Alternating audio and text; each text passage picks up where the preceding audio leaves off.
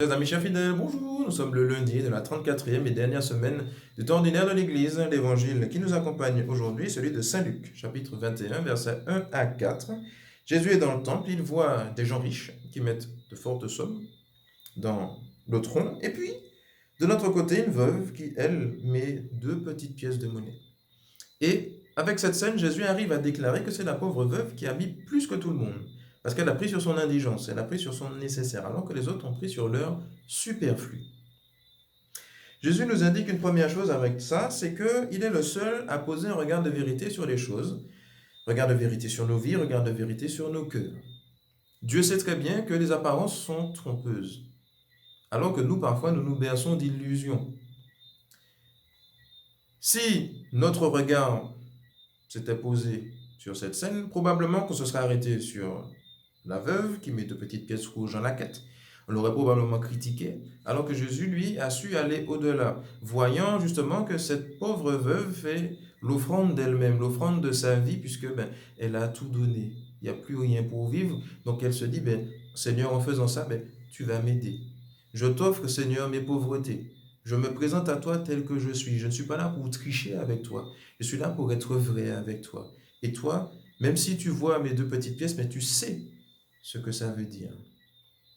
Alors que les riches, eux, de leur côté, ils ont probablement fait du m'as-tu vu. Comme parfois ça peut nous arriver peut-être.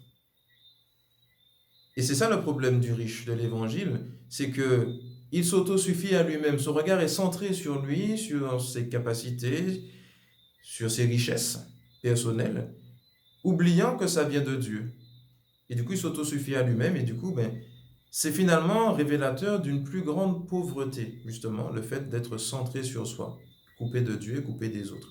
Alors que la veuve nous montre une pauvreté apparente, mais une richesse profonde, celle de l'humilité, celle de l'offrande de soi à Dieu. Et oui. Donc comme quoi, les apparences sont souvent trompeuses. Parfois, on veut montrer aux autres que notre vie va bien, que notre couple va bien, que notre famille va bien, que nos enfants vont bien, que notre santé va bien. Alors qu'en fait, c'est pas ça. Et parfois, pour ne pas perdre la face devant les autres, on ne demande pas d'aide. Ni parfois à Dieu, et encore pire, aux autres. Et le Seigneur nous dit, soyons vrais. Soyons vrais, n'essayons pas de tricher, ni avec les autres, ni avec lui. Au contraire, Dieu veut recevoir nos 2 pieds 7. Dieu veut recevoir nos pauvretés. Dieu veut nous combler tels que nous sommes. Donc il ne s'agit pas pour nous de chercher à être des riches, mais à rester tels que nous sommes, avec nos pauvretés, parce que Dieu nous aime tels que nous sommes. Une deuxième chose que le Seigneur nous dit, c'est attention à la qualité de nos moments avec lui.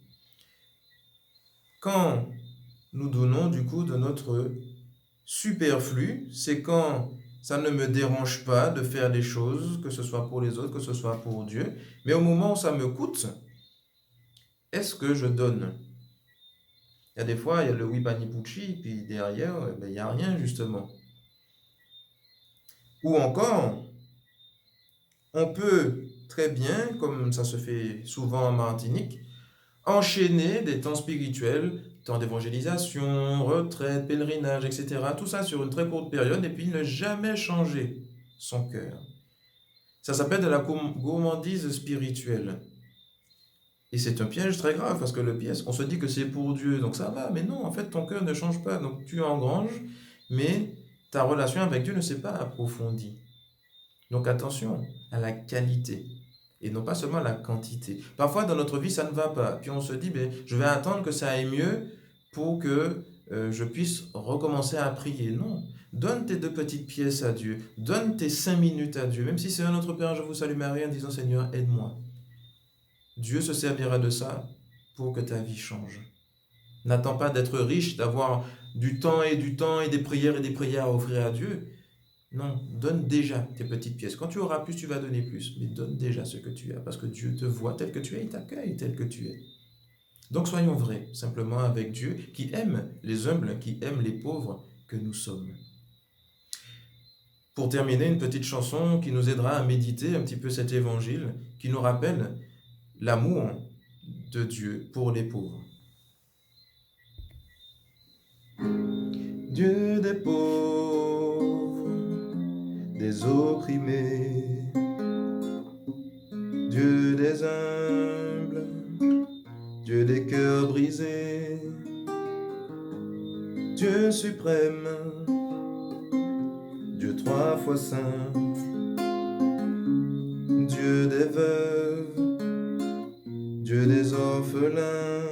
En cet instant, mon cœur m'entraîne là où le bois et le sang se mêlent.